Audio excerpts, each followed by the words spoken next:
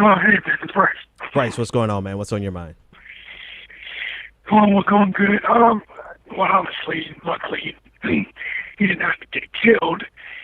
But yes, it does keep happening, and it's just frustrating. It's like nothing is changing, nothing has been changing, and I don't know what can be done because the way that the police unions and the way that certain things are set up and how the system is set up, I don't know what can be done to really fix the problem. I don't know what type of laws or type of executive orders or things that can be done.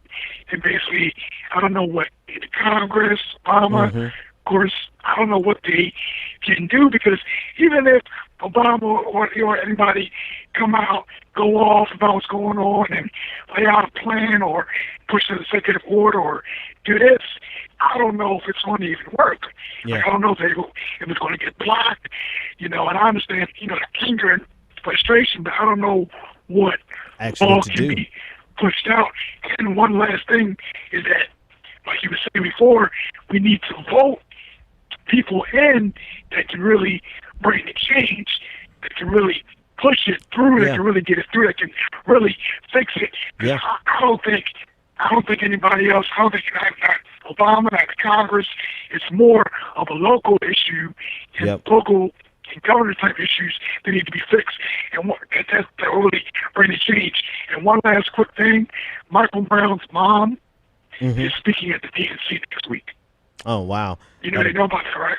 Yeah, they have the they have the mothers of the movement who are showing up at the DNC. Thanks for the call.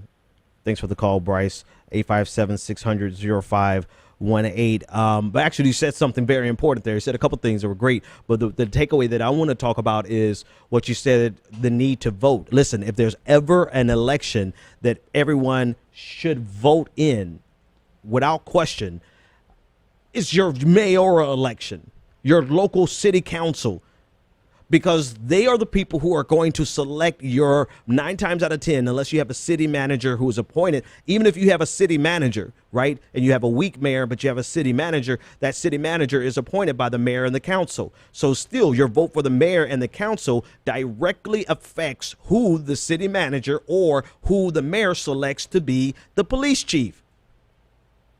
And the police chief is the person who is going to set the culture.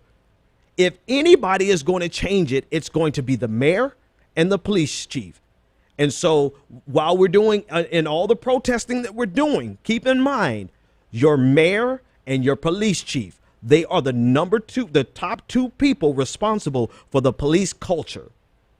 And if you have a mayor who doesn't give a damn about your community, and you have a police chief who refuses to see the truth around them, then you're going to continue to see this all the time, every week now, twice a week, and 3 times on the weekends. We see this kind of madness, and people are talking about revolution and taking up arms and violent revolution and all that, and you still haven't voted for mayor when you could change your police department by putting in the right police chief.